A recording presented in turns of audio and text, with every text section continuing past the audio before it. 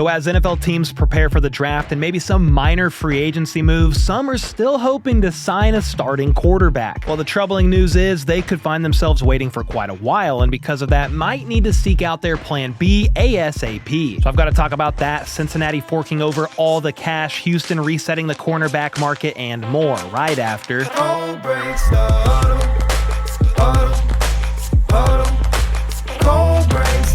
Alright, let's start off with the biggest news of the past few days, and that actually took place on Sunday when Jordan Schultz broke the news that the Bengals had finally come to terms with both wide receivers Ja'Marr Chase and T. Higgins. For Ja'Marr, he inked a massive 4-year, $161 million deal that includes $112 million guaranteed, and that puts him at $40.25 million APY, which just edges out Myles Garrett for the new highest paid non-quarterback in NFL history. If you remember back to last offseason, reports surfaced that Ja'Marr wanted to earn 1 penny more than Justin Jefferson so that he could become the highest paid receiver, but when he was actually asked about it in person, he wanted to do a bit more than that. If I want to beat Justin, I'm going to beat the shit out of Justin.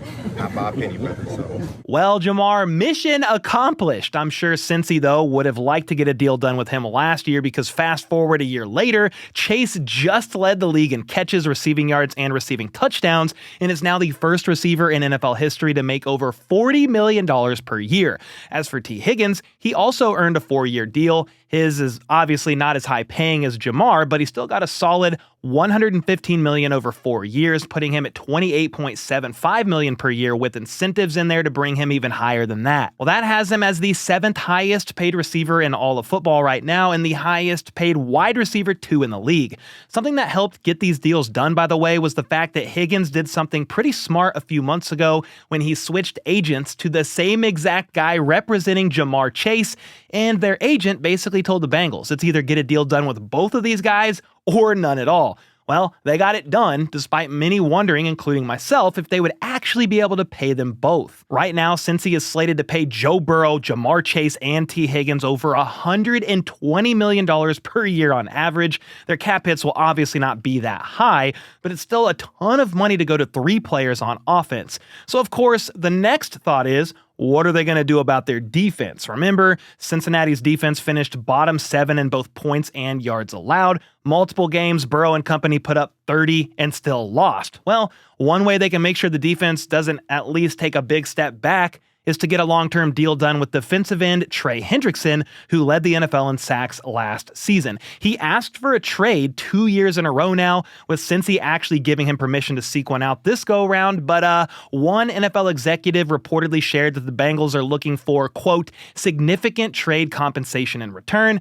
And I'm not sure teams will be willing to bite if the Bengals win at least a first-round pick and then some, and Trey Hendrickson is also seeking a huge extension.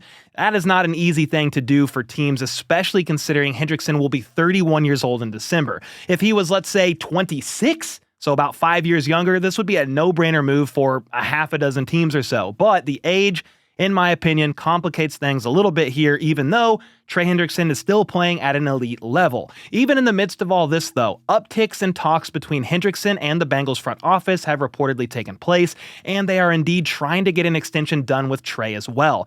Well, if they can pay all 3 of these guys, that would be a big move for the franchise, but I'll be very curious to see what their defense ends up looking like in 2025. Next up, speaking of guys like Ja'Marr Chase becoming the highest paid at their position, we officially have a new highest paid cornerback. Derek Stingley Jr. and the Texans agreed on a 3-year, $90 million extension that completely reset the cornerback market. J.C. Horn of the Panthers got to claim the title of highest paid for a little over a week when he signed his 4-year, $100 million deal before the start of free agency, but of course, that did not last long at all. Stingley Jr. was taken 3rd overall by the Texans in the 2022 NFL Draft and has been one of the best corners in the league since then. He's snagged 5 interceptions in each of the last 2 seasons and has the 4th most interceptions since 2023, so his payday is definitely well-deserved, but this reset the cornerback market by $5 million per year. $30 million APY, good God. I remember when Tyreek Hill became the first receiver to get $30 million a year back in 2022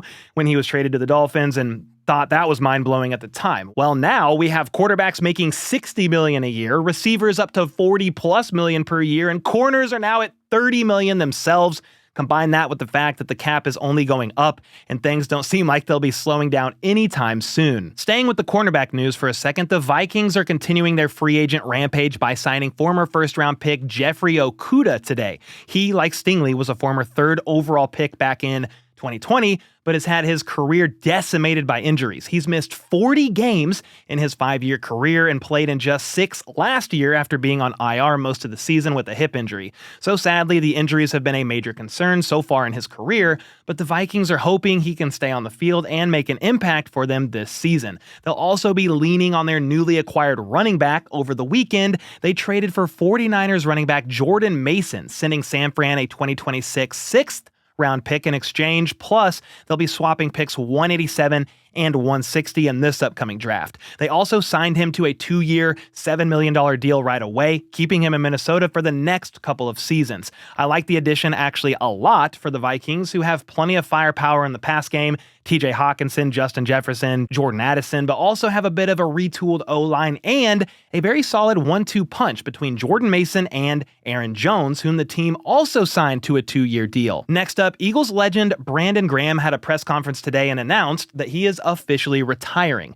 The 15-year vet was drafted 13th overall in 2010, playing his entire career for the Philadelphia Eagles. He made it to 3 Super Bowls, winning 2, and had that iconic strip sack against Tom Brady in Super Bowl 52 to seal the win for Philly. He actually went down with a torn triceps last November, and it looked like his season was over, but he was able to rehab back, got activated off of IR just before Super Bowl 59, and actually played 13 snaps in that game that they obviously dominated. In all, Graham will go down with the 3rd most sacks, 2nd most forced fumbles, and 5th most tackles in franchise history, solidifying himself as an all-time great. So, his time in Philly and the NFL has come to an end, but on the other side of the ball, Lane Johnson is sticking around, at least for 2 more years. It was announced that he and the Eagles have agreed to a 1-year extension that'll keep him in Philly through 2027.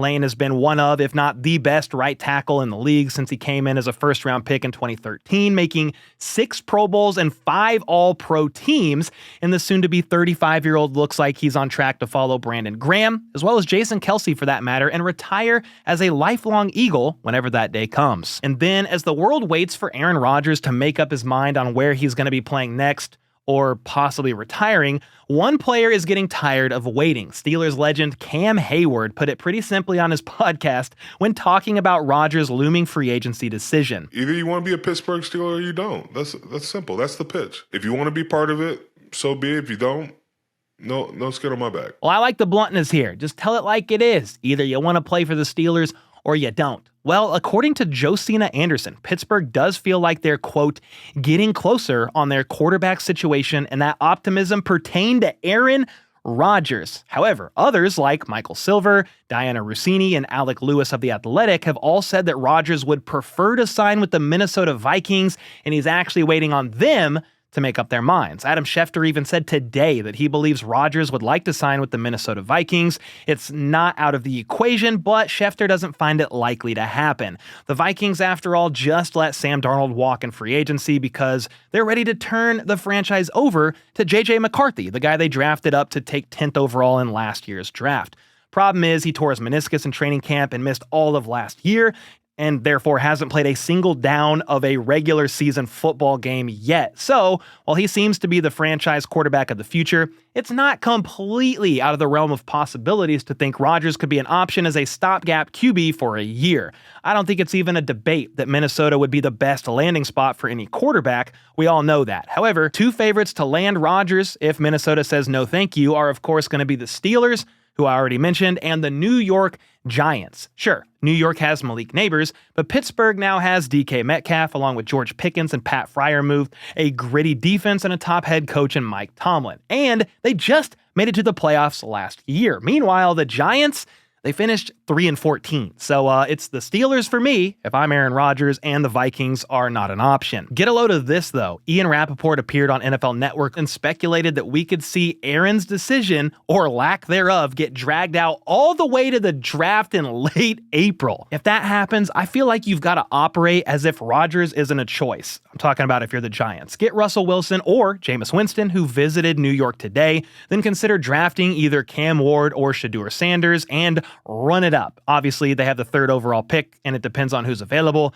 but I don't know how you can wait if you're the Giants. The problem is Brian Daboll and Joe Shane are on the hot seat this year, and they would probably prefer Aaron Rodgers over everything because he probably gives you your best chance to win now. Meanwhile, a rookie quarterback or even Russell Wilson or Jameis Winston doesn't give you as high of a chance in theory as Rodgers. The question is, do they really want to play the waiting game that long if it really drags out near the NFL draft? I don't know. Let me know your thoughts, though, on which QB ends up where, and I guess even when they sign. And with that, I'll see y'all next time.